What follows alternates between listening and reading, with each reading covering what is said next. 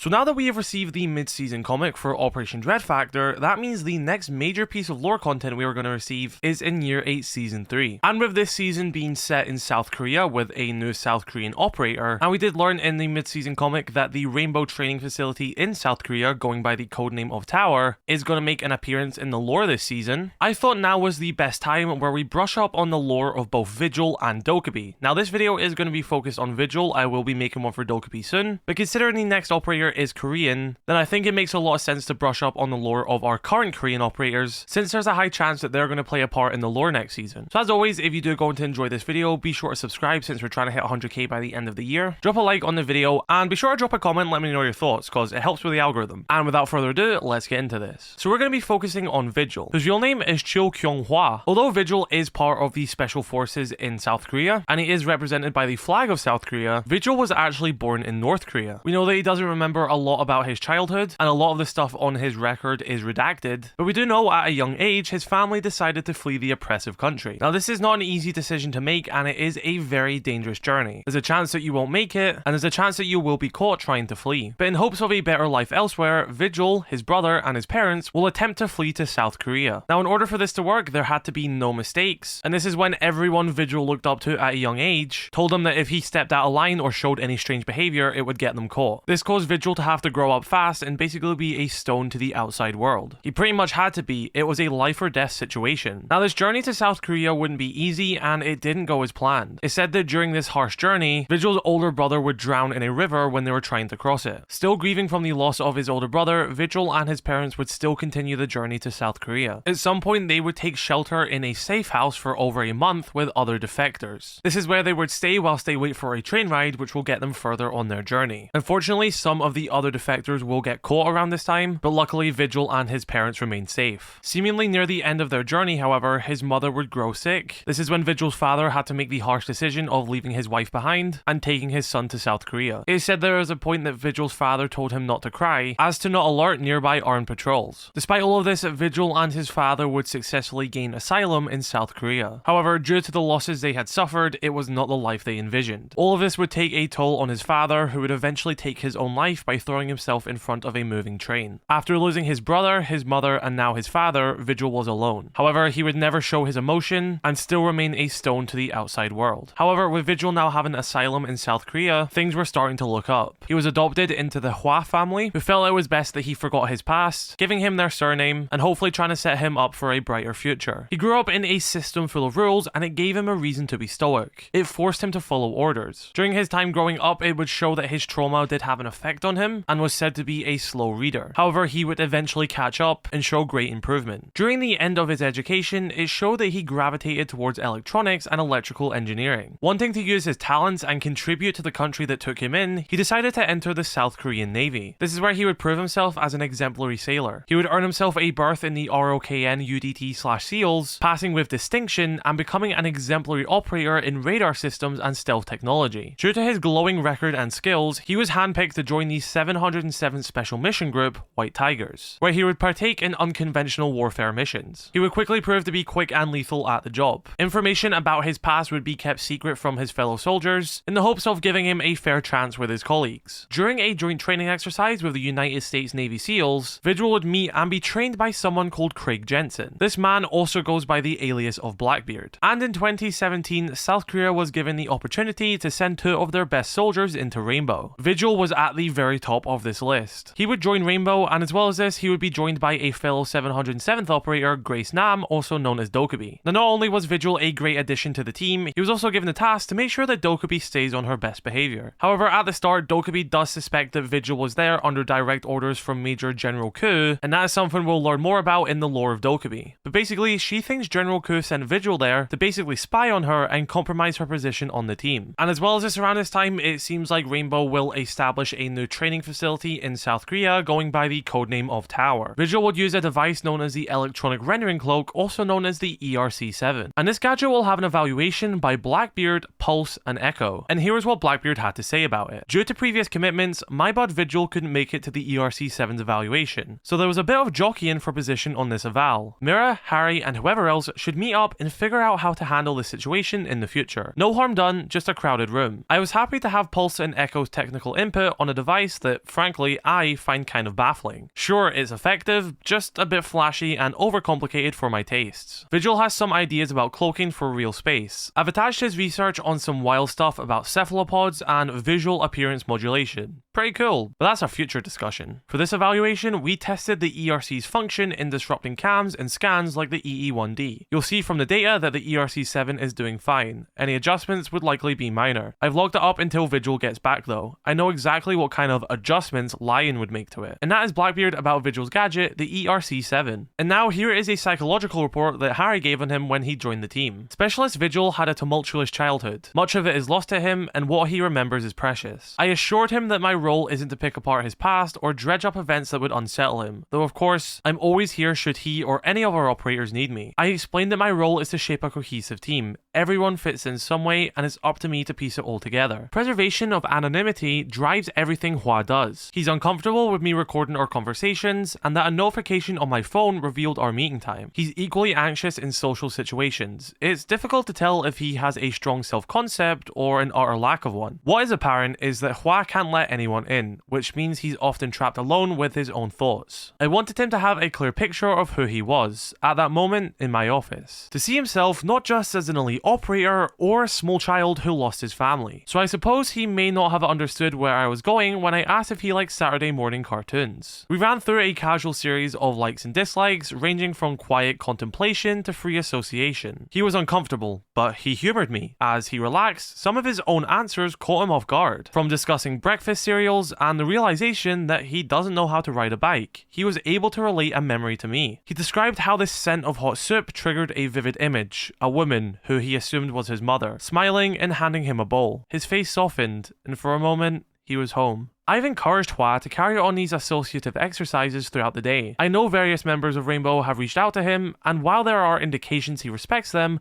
there are still barriers he may not be ready to take down. And that was ex-Rainbow director Harry Pandey talking about Vigil. Of course, Harry is no longer alive in the lore, he was eliminated by the new villain Deimos, but it's just a very interesting insight into Vigil's life. Now, Vigil would partake in the competitions which would happen at the stadium alongside every other single Rainbow operative, and in the competition for 2021, he was actually given his own team, with himself being the captain. This is where we learn that he may not be on the best term with some operators. For example, he offered to trade Buck off his team for Kaze, and even said that he better hope that Mozzie isn't on his team or he's going to end up in an accident. And we learn more of this in an interview which he has with Sam Fisher after he lost one of the matches. Of course, this is all just a massive training exercise. All the operators are on one big team, but it does give you a really interesting insight into Vigil, and it's a really good listen.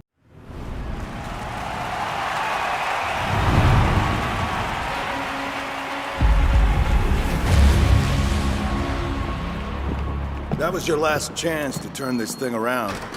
Team Vigil is out. We'll talk about it. We did our best. Team Ash did better. You were the last man standing. You took out 4 of the 5 attackers by yourself. And a thermite charge brought an end to that. Are you taking this seriously, Vigil? About as seriously as a game of cops and robbers. You sure that's enough? If I played like it wasn't a sim, there'd be a lot of blood on my hands. Figure we don't need that kind of red tape. I know it's only a game, but it's as close to real as we can make it. Maybe you can improve your suspension of disbelief a little bit next season. Be careful what you wish for. Why's that? Improving my suspension of disbelief might result in Mozzie being sent back to Australia in a box. I can't tell if you're joking. I rest my case. And after this, Rainbow would operate as they always do. They would consistently partake in training exercises, that is the matches we play in the game against other players, that is Rainbow training, as well as going on the operations as they always would do. Vigil would continue to serve as an active operator, and not much would change until Nighthaven would eventually depart from Team Rainbow, as well as some Rainbow operatives leaving with them. This is when Harry would restructure Team Rainbow into 4 separate squads, and Vigil would be placed on the Ghosteyes squad, following orders of Captain Caveira. And to the current point in time, he is still an active member of Ghosteyes, and we are waiting to see what happens in Year 8 Season 3 of Rainbow Six Siege, where we are going to get a new South Korean operator, and we are yet to see what happens with Tower, which is the training facility which is in South Korea, which is currently operated by Rainbow, since Deimos does know that that exists now, and he does know that the new South Korean operator is currently training there. Will this new South Korean operator have any links to Vigil and Dokkaebi? Potentially. When they started to revisit countries, they have had them linked to existing operators. For example, Azami worked in the police force with Habana, Brava is the cousin of Capitao, and she was the person which saved him when he was being held captive, and that is why Capitao is missing an eye. So the fact that we are revisiting South Korea as a country, there's a high chance that Vigil and Dokkaebi are going to play into this new operator. And be sure to stay tuned for Dokkaebi's lore video, because I think that is going to be very important as well, especially the whole stuff with the Major and how Dokkaebi got her way into Team Rainbow. So be sure to let me know your thoughts in the comment section below. Are you excited for Year 8 Season 3 of Rainbow Six Siege? I know for certain I am. Think it's really interesting that we're seeing the return of locations such as Tower in the lore. I'm really interested to see where it goes. So what's your thoughts on the lore of Vigil? I definitely think he's got one of the saddest backstories out of any operator. I'm interested to hear your thoughts, so be sure to drop a like on this video, let me know your thoughts, subscribe if you're new, and have a wonderful rest of your day. I love you all. Stay safe. Peace.